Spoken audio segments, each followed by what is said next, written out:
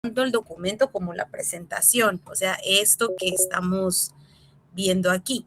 Muy seguro para el corto teórico, que va a ser el primer corto que tengamos el siguiente miércoles presencial en la universidad, va a entrar este documento, o sea, el documento de esta presentación, la presentación, y creo que van a entrar las primeras vitaminas liposolubles, ¿verdad? Para que empecemos a estudiar porque va a estar un poco extenso el corto. Se recuerdan que vale un punto. Bien, vamos entonces a iniciar haciendo un repaso de lo anterior para que nos ubiquemos todos en el tema, de qué estamos hablando, ¿verdad? Y recordarles que para el día de hoy habíamos dicho que todos tenían que tener en su usuario su foto, ¿verdad? Bueno, ahí la ponen. Vamos a seguir. Nos quedamos viendo la importancia de las proteínas, que las proteínas en la membrana bilipídica iban a servir como la entrada a la célula y más o menos las proteínas van a ser como entre un 50% del peso de la membrana lipídica. Y decíamos que ahí esas proteínas pues iban a servir como transportadoras, unas iban a ubicarse en toda la membrana, otras las vamos a encontrar solo en la membrana externa, otras solo en la membrana interna.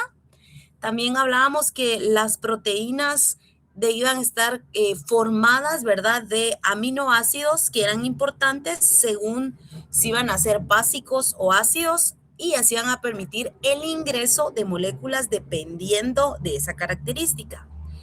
Estuvimos diciendo que las proteínas de membrana van a haber de dos tipos. Hay proteínas de membrana integrales como esta que está aquí, que está integrada a la capa bilipídica, y algunas periféricas que solo están ancladas aquí al fosfolípido, que no específicamente están adentro de la membrana, sino que están ancladas a los fosfolípidos, ya se encuentra aquí afuera.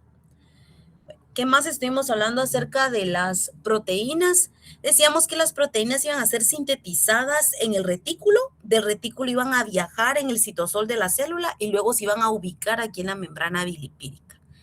Creo que eso fue lo que estuvimos viendo y decíamos que las proteínas pertenecían tanto al transporte pasivo como al transporte activo. En el transporte pasivo, pues iban a dejar pasar a una molécula, en este caso aquí hay una proteína de membrana que se llama GLUT4, que es para que la glucosa entre sola. Miren, va a entrar sola. No necesita nada más. Y supongamos que si no necesita energía, entonces sería un sistema uniporte, transporte pasivo, ¿verdad? Porque está pasando sin necesidad de energía. Entonces aquí dice, cuando se mueve una sola molécula en una dirección va a ser uniporte. Si utilizáramos energía propia, o sea, si aquí se necesitara ATP, entonces sería uniporte activo.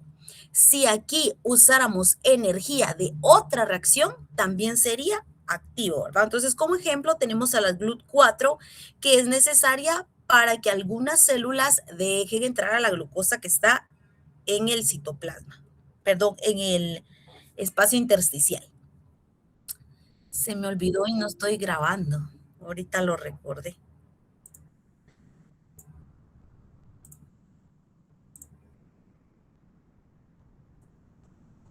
Muy bien. Vamos entonces a continuar. Y estábamos diciendo que también vamos a tener este caso que es sin porte. Sin porte iba a ser cuando dos moléculas tenían que entrar por la proteína al mismo tiempo y necesitamos siempre que entre con algo más, ¿verdad? En este caso, nosotros tenemos aquí el sodio, que para el caso de esta proteína transportadora, si la glucosa quiere entrar por aquí, tiene que ir acompañada con el sodio. Entonces, ambos solutos viajan de la membrana en la misma dirección. Entonces, aquí tenemos el ejemplo de la proteína, que es una proteína transportadora de glucosa y sodio hacia el interior de la célula. Ya sabemos que si utiliza energía, entonces va a ser activa y si no utiliza energía, entonces va a ser pasiva. Antiporte. Hablamos que el antiporte son dos solutos que viajan en direcciones opuestas, o sea que si entra el sodio, tiene que salir el calcio, ¿verdad? Y si entra el calcio, tiene que salir el sodio. Como ejemplo tenemos la bomba sodio-calcio. Eso fue lo último que estuvimos viendo. Luego hablamos que esas proteínas de membrana, ahora sí ya las sabemos, ¿verdad? Integrales o periféricas. Estas proteínas de membrana iban a permitir el ingreso a las moléculas, pero que habían organelos que iban a tener otra capa bilipídica, porque sabemos que las células eucariotas, todos los organelos tienen estas membranas, ahí van a tener que pasar por otras proteínas distintas. Bueno, entonces vamos a hablar de la mitocondria. Les decía que la mitocondria es el lugar donde más se van a sintetizar ATP, que es la molécula energética, que es la moneda energética del organismo, y de ahí su importancia. Entonces, la mitocondria. Sabemos que primero la célula tenía que pasar la membrana externa por las proteínas, ingresa al citoplasma y ahora viene aquí en el citoplasma y tiene que entrar a la mitocondria. Entonces, la mitocondria va a tener una doble capa. Aquí tenemos que es la membrana externa, va a tener un espacio intermembrana y luego va a tener la membrana interna y entramos a la matriz mitocondrial, que es donde se encuentra el ATP. Ustedes miran aquí, que aquí dice ATP, ATP. Pero como ustedes pueden ver en este esquema, si aquí viniera alguna molécula, no solo tuvo que pasar la membrana externa, llegar al citoplasma, tiene que pasar la membrana externa de la mitocondria, ahí van a ver otras proteínas, pasar al espacio intermembrana que va a tener ciertos gradientes electroquímicos y luego pasar las proteínas de la membrana interna y entonces ya tenemos ATP. Esto es para que ustedes tengan bien claro a partir del curso, en este momento, que todo proceso metabólico, toda ruta metabólica, que es lo que más vamos a ver ahorita en la bioquímica 2, antes de iniciar la ruta tiene que ingresar a la célula blanco. La célula blanco puede ser músculo, puede ser tejido nervioso, puede ser hígado, puede ser tejido adiposo, no importa a qué célula va, tiene que pasar todas las barreras que tengamos, o sea, barreras hablando de esas membranas. Tiene que pasar la membrana externa, tiene que estar en el citosol, tiene que pasar las membranas del organelo a donde va a actuar. Entonces, siempre va a tener relación con proteínas. Puede ser que sean proteínas de transporte, puede ser que sean proteínas de característica enzimática, que sean proteínas de como de restricción. Entonces, todo eso es porque nosotros traemos la molécula con el objetivo de llegar en algún momento a formar ATP o almacenarse, pero siempre tenemos que tener en claro que vamos a estar atravesando todas las membranas lipídicas de los diferentes organelos. Bueno, ¿qué más tenemos que saber hablando de las membranas de las células eucariotas? O sea, las células van a recibir mensajes o señales donde no solo debe entrar, en este caso, supongamos que va a entrar la glucosa, como estamos viendo aquí. Va a entrar la glucosa, sabemos que tiene que pasar la primera barrera de la capa de la membrana externa, tiene que entrar por el GLUT4, pero para activar al GLUT4 yo necesito primero una hormona. Entonces, esto está desactivado y para activarlo necesito que ahí llegue una hormona que es la insulina.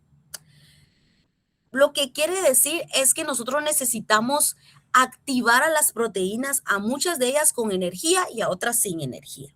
Pero vamos a necesitar hormonas que van a ser llamados mensajeros químicos.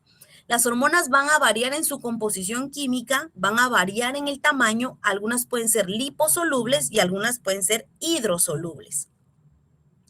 Las hormonas liposolubles, o sea, como nosotros en la sangre estamos en líquido, entonces sabemos que las hormonas liposolubles no pueden estar libres en la sangre, sino que van a tener que ser transportadas por proteínas. O sea, una proteína transportadora va a llevar a esa hormona que es liposoluble. Pero tenemos hormonas hidrosolubles como la insulina, la adrenalina, que se van a liberar del cerebro, ¿verdad? De la glándula adrenal. Se van a liberar específicamente en sangre y van a poder viajar sin ningún problema y llegar a los receptores de las membranas. Entonces vamos a empezar con hormonas liposolubles. Primero, cuando se produzcan como las hormonas esteroideas, o sea, los estrógenos, progesteronas, estas hormonas son de tipo liposoluble. necesitan, al ser producidos en el cerebro o en el caso de algunas glándulas, van a venir y se van a unir a la proteína transportadora, va a llegar la proteína transportadora y la hormona va a activar a la proteína que nosotros tenemos en la membrana bilipídica, que en este caso sería la GLUT4. Entonces la GLUT4 ya deja entrar a la glucosa, ¿verdad? Y va a activar el receptor intracelular y ya se va a permitir la entrada de glucosa a la célula. Cuando estamos hablando de hormonas, ¿verdad? Ahora las hormonas hidrosolubles van a viajar libremente en el citoplasma, van a llegar a los receptores de membrana, nuevamente el receptor se va a abrir y va a dejar la entrada de la sustancia. Entonces aquí miramos, ¿verdad? Que se abre, entra la sustancia, se da la señalización celular y miren lo que dice aquí. Se activa un segundo mensajero, el AMP cíclico. ¿Se recuerdan que estuvimos viendo esto? Que las moléculas de alta energía, como el AMP, en este caso ciclado, pueden actuar como segundos mensajeros y entonces tenemos la respuesta celular. Esto que estamos viendo ahorita es para que las rutas metabólicas inicien, es el preámbulo. Entonces tenemos que tener bien claro que en algunas veces las rutas necesitan iniciarse porque la proteína que deja entrar al carbohidrato, al lípido, lo que necesitamos que entre, solo se va a activar si nosotros tenemos la presencia de una hormona. Espero que esté claro. Si hay alguna duda, activan su micrófono y preguntan. Doctora, ¿puede repetir los hidrosolubles? Sí, está bien. Bueno, Gracias. hidrosolubles. Hidrosolubles van a ser como el caso de la adrenalina. Supongamos que nosotros tenemos un perro que lo van a atropellar y ese perro tiene que reaccionar rápido, como la insulina también, ¿verdad? Si hay mucha hambre, también se va a liberar insulina. Y eso tiene que ir rápido en sangre, por eso es hidrosoluble, ¿verdad? Porque debe poder estar libre ahí en sangre sin ninguna restricción. En cambio, en el caso de las liposolubles, ellas van a hacer un metabolismo mucho más lento de días, pero estas es de acción inmediata. Cuando llegue la hidrosoluble, pues va a ser rápido en segundos, se va a activar y va a abrir a la célula porque supongamos que necesitamos que movernos rápido, que el perro se mueva rápido, necesitamos abrir este canal y que salga ATP, que salga energía al torrente sanguíneo y hay una reacción rápida. Pero como está cerrada la puerta, porque la puerta solo se abre con una hormona, no va a poder salir la energía. O sea, esto sirve tanto para entrar como para salir, ¿verdad? Entonces, en el caso de las hidrosolubles, van a ser hormonas que pueden metabolizarse libres en sangre. En este caso, viene aquí la hormona activa. Ya puede entrar la sustancia. Supongamos que lo que está entrando en este caso sea, ¿qué podríamos poner?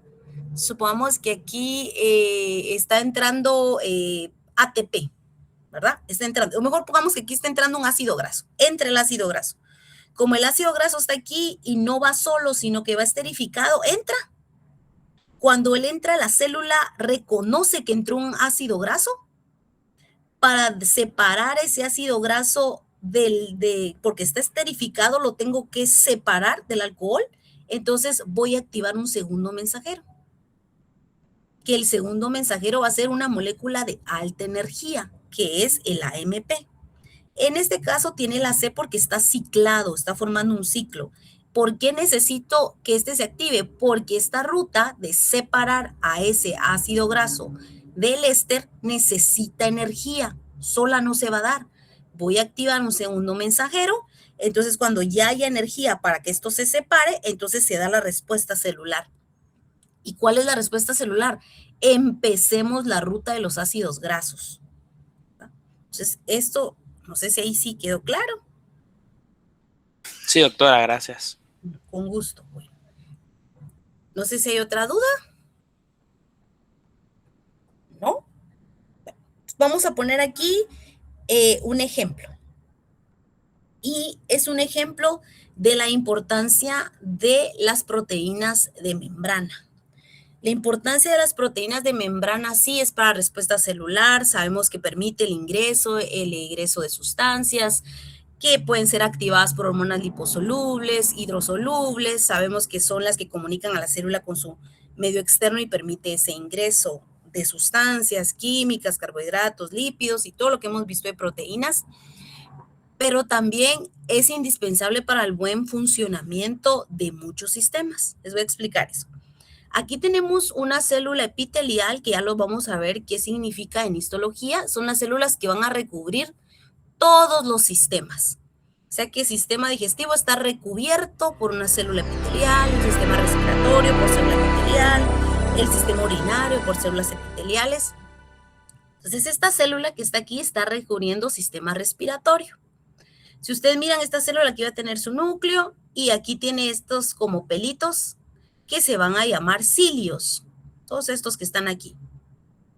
Bueno, en estos cilios son importantes porque esta célula que está aquí, esta célula de tipo epitelial, va a producir moco. ¿Ah?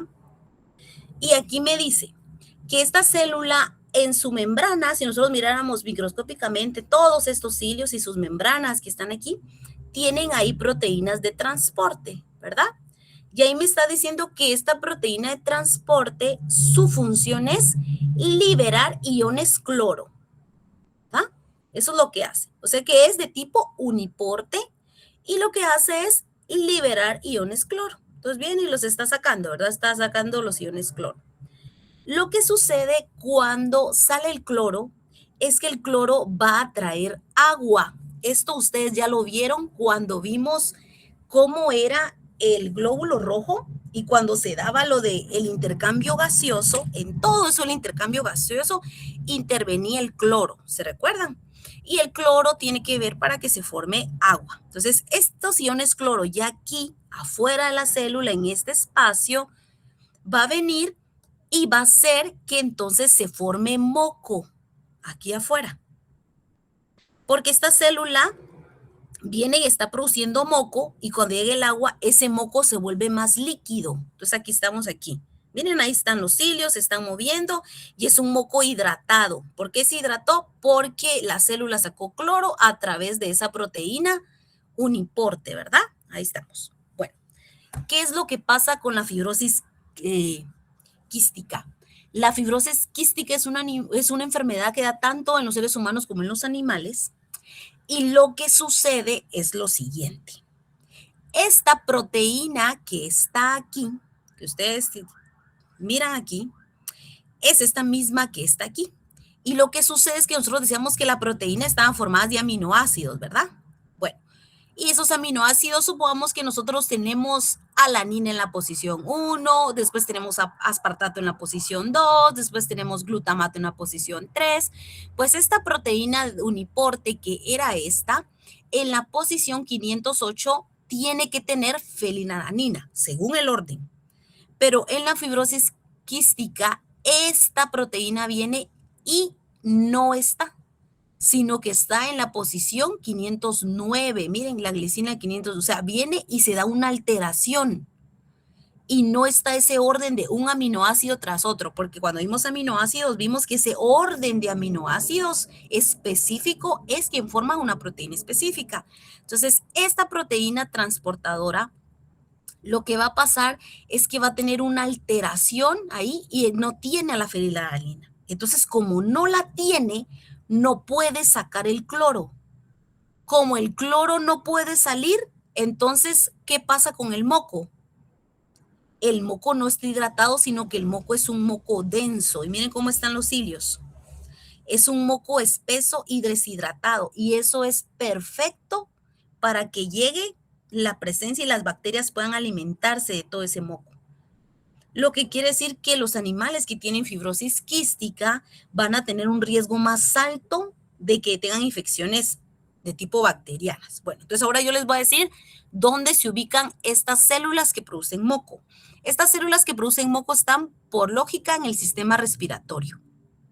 Pero esas células que producen moco también están en el sistema digestivo, porque todo el producto de la digestión luego tiene que agregarse moco para que transite de mayor facilidad en el intestino grueso.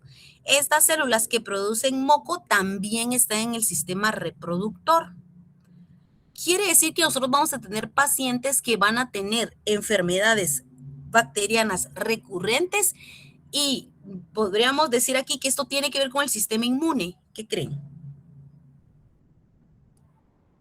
¿Tiene que ver con el sistema inmune o no? ¿Alguien que opine? Futuros Sí, médicos doctora, yo creo que veterinarios. sí. Bueno, pero ¿qué es lo que está mal? ¿Está mal el sistema inmune o están mal las proteínas celulares? Las proteínas. Las proteínas. Se dan cuenta que son las proteínas celulares, porque si fuera algo inmune, nosotros tendríamos que decir que las células de defensa no pueden defender, pero no son las células de defensa. Miren, solo con que una proteína esté mal genéticamente, nosotros vamos a ver que eso va a desencadenar problemas en nuestros pacientes. Bueno, entonces ya que el moco está muy espeso, y tengo que hidratarlo más, entonces como médico tendríamos que decir, bueno, es una fibrosis quística, no tiene nada que ver con la inmunidad. El paciente tiene una buena respuesta inmune, el paciente tiene una buena nutrición, tiene una buena alimentación, no es nada alérgico. Entonces llegamos a este diagnóstico, ¿verdad? Siempre son problemas respiratorios, digestivos y dificultad respiratoria. Y el dueño siempre dice que el problema es el moco. Bueno, entonces tenemos que hidratar el moco. Eso, ustedes saben que cuando las personas tienen problemas respiratorios, lo que se pone es que vamos a agregar solutos, o sea, vamos a agregar tratamientos en forma de gases para que respire. Entonces, únicamente vamos a tratar de hidratar este moco. Tratar de hidratarlo, ¿verdad? No me recuerdo cómo se llama este aparato, ustedes lo olvidé. Cuando está enfermo de la gripe, que... Con nebulizador, El no. nebulizador.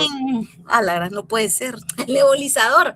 Ponemos el nebulizador, lo único que no vamos a agregar broncodilatadores ni vamos a agregar tampoco antibióticos, sino que únicamente queremos hidratar el moco y ahí tendríamos que ver una buena respuesta del paciente. Este ejemplo es para que ustedes miren que únicamente la alteración de estas proteínas puede desencadenar problemas graves en nuestros pacientes. Y es esto que está aquí. Miren pues, entonces fibrosis quística. Nosotros tenemos aquí a las células, ¿verdad? Y decíamos que aquí en el retículo se iba a dar la síntesis proteica. Y va a venir esa proteína y se supone que esa proteína va a viajar en una vesícula exocítica, va a bajar y la proteína se va a ubicar aquí. Pero ¿qué pasó? El problema es que se formó mal la proteína. Eso es lo que tenemos nosotros. Que lo que se está haciendo es que la proteína está mal configurada. Entonces, el propósito es que dejara salir el cloro y agregarse agua y todo lo demás. Pero lo que está pasando es que el cloro no puede salir, es lo que estamos diciendo, porque esta proteína está mal hecha, ¿verdad? Bien, y el cloro no puede salir y por lo mismo que no puede salir, va a haber aquí un moco que va a quedar como espeso y va a haber presencia de bacterias, ¿verdad? Que es lo que está aquí especificando. Dice que el cloro no puede salir, entonces no llega a la luz de la célula, ¿verdad? Ese es el equilibrio electrolítico pasivo del cloro, va a permanecer neutro, entonces no se va a transportar el agua. Lo que sabemos que el agua sigue un gradiente osmótico creando iones para hidratar la superficie, eso va a pasar en el sistema respiratorio y nosotros vamos a ver un moco que va a tener una alta viscosidad. Entonces, la falta de canales de cloro resulta con un moco espeso y deshidratado. En consecuencia, los pacientes con fibrosis quística tienen dificultad para respirar y una predisposición a enfermedades respiratorias. Para que miren que esto sí les va a servir. Bueno, chicos, no sé si tienen alguna duda de la primera unidad que son membranas biológicas. ¿Alguien tiene alguna duda? Doctora, ¿y si esa proteína está mala, no puede haber como apoptosis para destruirse? No, porque se recordarán que la apoptosis de las células está regulada. Es que tú no estabas ese día en la clase, José Andrés. Bueno, vamos a poner, la apoptosis realmente no tiene que ver con las proteínas, sino para que suceda una apoptosis celular, eso está regulado por lípidos, ¿verdad? Entonces, para que una célula se pueda entrar en apoptosis, va a ser por la alteración lipídica, no por la alteración proteica, ¿verdad? Pues por un cambio en la ubicación de los fosfolípidos de membrana. Si no están donde tienen que estar, eso crea apoptosis. Pero la apoptosis no es regulada por proteínas, sino por lípidos. ¿Alguna otra duda? Esa es muy buena pregunta, está bonita para el examen. ¿Alguna otra duda? ¿Alguien más? Gracias, En doctor. este caso, Solo una Ujú. pregunta. En este caso, por ser el caso de la fibrosis quística, por ser una mutación, el cuerpo siempre no lo va a reconocer como una enfermedad, sino que solo sería el único tratamiento que se podría hacer sería lo de la nebulización. Sí, lo que pasa es que como es una enfermedad genética, para que el organismo reconozca algo como para atacarlo con el sistema de defensa, primero debe cumplir varios requisitos. Para que algo pueda ser reconocido como un agente extraño, tiene que tener cierto peso molecular. O sea que por eso nosotros comemos un montón de cosas y no tenemos ninguna respuesta inmune, porque debe tener un peso molecular específico. Aparte de eso, tiene que tener una variabilidad en la estructura química. Supongamos ustedes se dan cuenta que a la gente le ponen a veces prótesis que son de silicón, que son de metal. ¿Por qué no hay respuesta inmune? Porque la variabilidad química no existe. El compuesto tiene la misma estructura química, entonces no va a responder el organismo. Lo siguiente para que haya una respuesta inmune es casi siempre que sea una molécula que esté combinada, proteína con carbohidrato o carbohidrato con lípido, lípido con proteína, o sea, debe tener varias características así como de conformación distinta.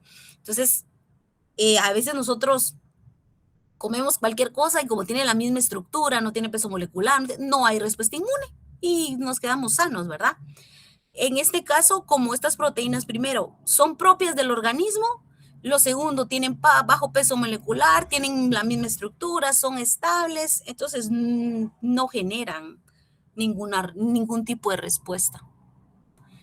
No sé si hay otra pregunta.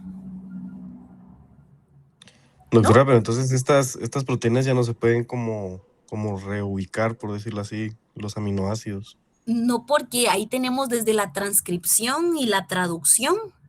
Está cuando se empiezan a unir los aminoácidos y forman los enlaces peptídicos, el ribosoma los pone mal, que ya es algo genético, ¿va? Entonces el ribosoma viene y se equivoca y pone a otro en la posición que debe ir la fenilalanina. Entonces eso ya no lo vamos a poder componer, ¿verdad? Porque es genético, ya están mal. Imagínense, todos los ribosomas de todas las células tienen la misma alteración de todas las células que producen moco, ¿verdad? Tiene que estar claro que estamos hablando solo de células que producen moco, que ahorita en histología vamos a ver cuáles son. ¿Alguna otra duda? ¿Puede volver a explicar lo de Explicar la todo. detección de la, no, de la ¿De cuál? detección de la fenilalanina? Que no escuché esa parte. Ah, sí, ya, bueno, no hay problema. Es la imagen esta que está aquí. Bueno, entonces nosotros tenemos aquí el ARN, ¿verdad? Mensajero, tenemos el retículo, aparato de Golgi. Entonces, ustedes se recuerdan que los ribosomas pueden estar en el retículo o pueden estar libres en el citosol. No importa de dónde viene, ahorita eso no es lo importante. Lo que sí es que los ribosomas están formando mal a la proteína. A la hora de ir poniendo, la función del ribosoma es unir a cada proteína, hacer el enlace peptídico y generar agua, ¿verdad? Unir a otra, formar enlace peptídico y generar agua. Entonces, cuando los están poniendo uno tras otro, ¿verdad? Una tras otra la proteína, esta por una vesícula exocítica debe de salir para irse a ubicar a la membrana bilipídica. Pero lo que sucede aquí es que cuando se están poniendo, el ribosoma en la posición 508 no pone a la fenilalanina, sino que pone a otro compuesto. O sea que no va ahí. Entonces, como no va, el canal no va a funcionar. ¿Por qué? Porque se recuerdan que este canal debe tener cierto gradiente electroquímico. Y si nosotros cambiamos a un aminoácido, cambiamos ese gradiente electroquímico, entonces el cloro ya no va a poder salir. Eso es lo que pasa. Lo importante es que el cloro no puede salir, el cloro está aquí adentro. Entonces el cloro ya no puede salir y como ya no puede salir, no atrae agua. El moco sí se está produciendo. El problema es que el cloro sirve para atraer agua y que entonces el moco se vuelva más líquido. No sé si ahí sí estamos. Y ustedes pueden ver aquí, miren jóvenes, que es un transporte, que es un hiporte y miren, ahí está.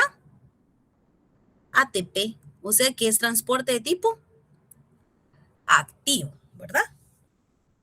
Hoy sí está claro. ¿O alguien tiene Sí, una duda? doctora, todo claro. Sí, bueno, muy bien. Creo que Ya casi se me acaba el tiempo porque vamos a hablar unas cosas de laboratorio. Voy a empezar con la siguiente unidad, si ya no hay dudas. Esta presentación ya está ahí en la plataforma para que ustedes la descarguen. Hay algunas imágenes que sí se las puse en el documento y hay otras que solo están en la presentación porque si no el documento va a ser muy largo. Estas imágenes, pues, cuesta un poquito crearlas porque no están en ningún lado y a veces la información, pues, es un poco difícil como explicar y ustedes con imagen creo que se quedan un poquito más claro, ¿verdad? Si alguien quiere que le pase las imágenes como en formato de imagen o que las suba, me avisan y se las envío. Bueno, vamos a empezar con la siguiente unidad, que es vitaminas, lípidos y minerales. La primera sección vamos a hablar de vitaminas liposolubles, que es la unidad, o sea, como la sección más larga de esta unidad. Muy bien, entonces estamos en vitaminas. El nombre vitamina significa para la vida. Son micromoléculas orgánicas que van a ser necesarias para rutas del metabolismo. Al inicio se clasificaron con el nombre del alfabeto, pero actualmente se está tratando de que nosotros ya no digamos vitamina A, sino que sepamos que vamos a decir retinol, ¿verdad? Cuando hablamos de la forma activa, o vamos a decir retinal o ácido retinoico, dependiendo en qué momento estamos hablando de la vitamina A o cómo se encuentra en ese momento. Van a estar formadas todas de carbono, hidrógeno, oxígeno y nitrógeno. Cuando hablamos de la medición o nosotros vamos a sugerir a un paciente alguna vitamina, siempre vamos a hablar en microgramos o en miligramos, ¿verdad? La mayoría de estas deben ingresar de la dieta porque muchas o casi que todas el organismo no puede metabolizarlas de novo. Novo significa de nuevo, o sea, el metabolismo de cero no puede formularlas. La mayoría tienen que entrar por la alimentación, o sea, de forma exógena. Lo que sí puede hacer el organismo es que puede absorber precursores, o sea, que ya venga de su forma inactiva y el organismo activarla, pero crearla no va a poder. Solo los rumiantes, algunas bacterias del rumen, tienen la capacidad de sintetizarlas o activarlas, pero no todas las vitaminas, son algunas en específico. Bueno, entonces primero las vitaminas las vamos a clasificar como ustedes están viendo en base a la solubilidad. Vamos a empezar con las que son liposolubles, o sea, solo van a ser solubles en grasa, que sería lo mismo que estamos hablando acerca de las hormonas. Tenemos hormonas liposolubles e hidrosolubles, es el mismo concepto. O sea que solo van a poder estas vitaminas metabolizarse en grasa, almacenarse en grasa. Vamos a tener que primero liposolubles, solubles en grasa, se van a almacenar en tejido adiposo. Ay, perdón, aquí la imagen se hizo mal. Y también en hígado. Vamos a tener funciones en el organismo, mayor cantidad de funciones en relación a las hidrosolubles, se van a absorber por medio de emulsiones de la grasa. Entonces aquí emulsiones ya todos nos ubicamos, ¿verdad?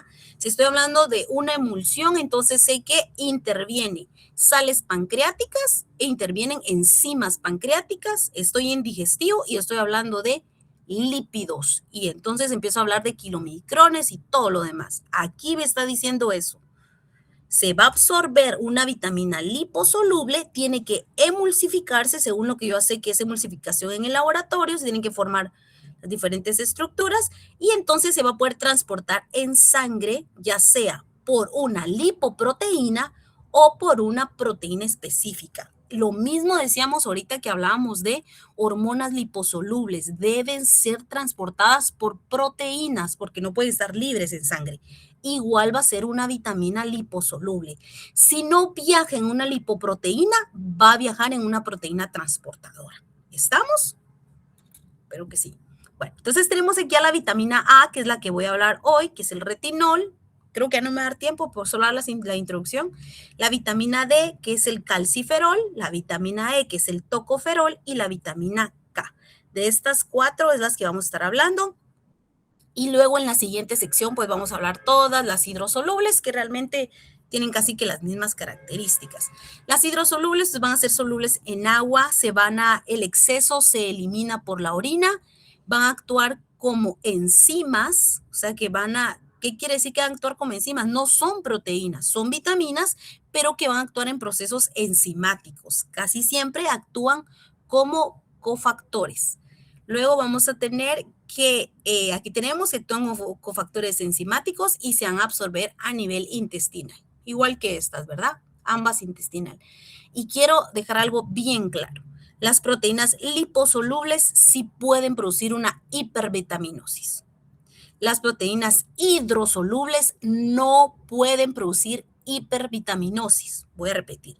Las proteínas liposolubles sí se pueden volver tóxicas y producir hipervitaminosis. Las hidrosolubles no pueden ser tóxicas, no producen hipervitaminosis, solo hay una excepción y la vamos a ver conforme avancemos en esta unidad. Bueno, entonces las vitaminas liposolubles, sabemos que se transportan en sangre por lipoproteínas o fijas a una proteína de unión específica. Hablamos aquí que pueden almacenarse en el organismo y producen hipervitaminosis. Y aquí decimos que estas se eliminan cuando hay exceso por el riñón. En cambio, los excesos se almacenan en el organismo. Las vitaminas hidrosolubles, sabemos que estas se absorben en el intestino y las vitaminas hidrosolubles, aquí dice, no se almacenan. No se almacenan, sí se almacenan. ¿Pueden causar intoxicación? No pueden causar intoxicación. Estas vitaminas hidrosolubles se metabolizan en los fluidos corporales y no se almacenan. 2 veces lo puse aquí, no me di cuenta, pero para que quede claro, miren, jóvenes, no se almacenan. Y con esto creo que voy a terminar y luego vamos a hablar un poquito de laboratorio. Muy bien, entonces, ¿qué procesos bioquímicos o cómo tienen que ver los procesos bioquímicos las vitaminas? Queremos empezar a hablar de las rutas metabólicas, pero tenemos que conocer todo lo que interviene. Y algo más que interviene son las vitaminas. 1, tienen que ver en los procesos enzimáticos, o sea, en la catálisis. Y tenemos aquí como ejemplo la vitamina K, que sabemos que es una vitamina liposoluble, interviene en la coagulación. Bueno, entonces la vitamina K, como ustedes ven aquí nosotros tenemos que puede haber un paciente tuvo una hemorragia y se activa la primera proteína de la coagulación. Para que esa proteína pueda activarse, entonces nosotros vamos a ver que esa proteína es de tipo enzimático, porque aquí dice alfa-glutamil carboxilasa. Siempre el asa era, que yo estoy hablando de una proteína de tipo enzimático o una enzima. Para que esta pueda activarse necesitamos a la vitamina K. Entonces va a ser parte de la activación de la cascada de la coagulación. Cuando esto sucede y se activa esta enzima, se da una carboxilación. Ustedes saben que carboxilación es nosotros agregar carbono, llega ahí, se activa y entonces inicia el proceso de la coagulación. También las vitaminas van a intervenir en procesos de señalización celular como hormonas. O sea que la vitamina D también es una vitamina y también es una hormona de tipo liposoluble. Entonces, si es una hormona, nosotros sabemos que las hormonas van a actuar sobre proteínas de membrana, lo acabamos de ver. Entonces, aquí viene la vitamina D. Llega al hígado y llega al riñón.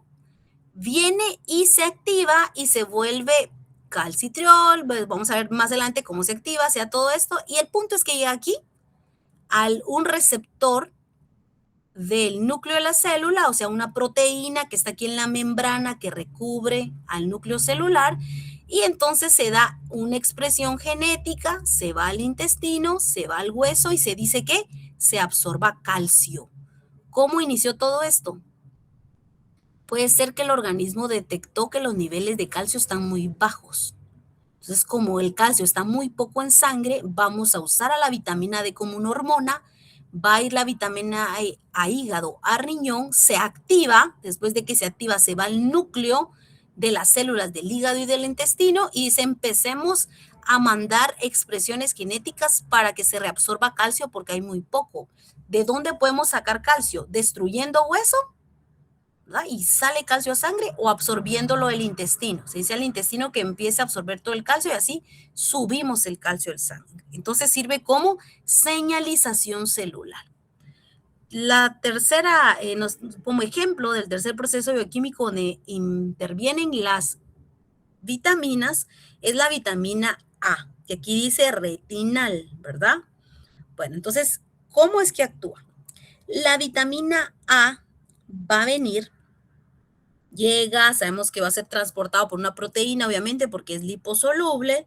Lo que va a hacer es que va a venir y va a actuar sobre el ojo, sobre la retina, que es esto que estoy señalando aquí. La retina tiene unos celulitas que se llaman bastones. Va a llegar el 11-cis retinal, va a activarse, va a actuar sobre los bastones, se envía la señalización al nervio óptico, entonces llegamos aquí al cerebro y la importancia es que esta transretina opsina es la que nos sirve para poder iniciar a ver cuando hay oscuridad. Sabemos que los felinos tienen esta actividad más elevada que los demás mamíferos, ¿verdad? Entonces quiere decir que tienen más necesidad de vitamina A, porque los bastones son los que sirven para ver cuando no hay luz. Y para terminar, vamos a tener también otra característica de las vitaminas que son antioxidantes de membrana, como la vitamina E. Esto también lo vimos en la bioquímica 1. La vitamina E es importante para no dejar que se formen más radicales libres. Tenemos la membrana bilipídica y nosotros sabemos que los lípidos tienen esa característica de empezar a sacar radicales libres. Y esos radicales libres empiezan a multiplicarse y generan más radicales libres y más radicales libres. Entonces la vitamina E, su importancia es que va a bloquear al radical libre que se formó para que no se sigan generando más. Bueno, entonces esas son los primeros ejemplos o las características más comunes de los procesos bioquímicos donde van a intervenir las vitaminas. Bueno, vitaminas liposolubles, para que les quede claro, les puse esta imagen. Lo que comes se queda, o sea, porque todas son grasa. ¿Y qué vitaminas son? Es la K, la E, la D y la A. Ahí vamos a dejarlo. Si no hay dudas, ¿alguien tiene dudas? ¿No? Bueno, entonces, Ingrid les quiere decir algo. Buenos días, chicos. Ayer se me olvidó decirles que en el área de laboratorio hay una carpeta con las prácticas. Ya les subí la práctica de la otra semana. Es importante que esta práctica ya la lleven leída y por lo menos estudiada, porque vamos a hacer una actividad que tienen que tener este conocimiento previo. Entonces, para que no se atrasen, porque pues ya saben que solo tienen 2 horas de laboratorio y si no, no nos va a dar tiempo. Entonces, por favor, todos lo llevan pues impreso y leído, por favor. Y eso sería, sí, y otra cosa, si hubiera alguno que no logró mandar el formulario el día de ayer, necesito que me escriba a la plataforma, por favor, porque sí necesito tenerlos a todos para poder hacer bien los grupos. Entonces, eso sería únicamente. Bueno, jóvenes, entonces nos miramos el día... bueno, todavía tenemos clases antes del miércoles. Si no hay ninguna duda, eso sería todo y que tengan un buen día.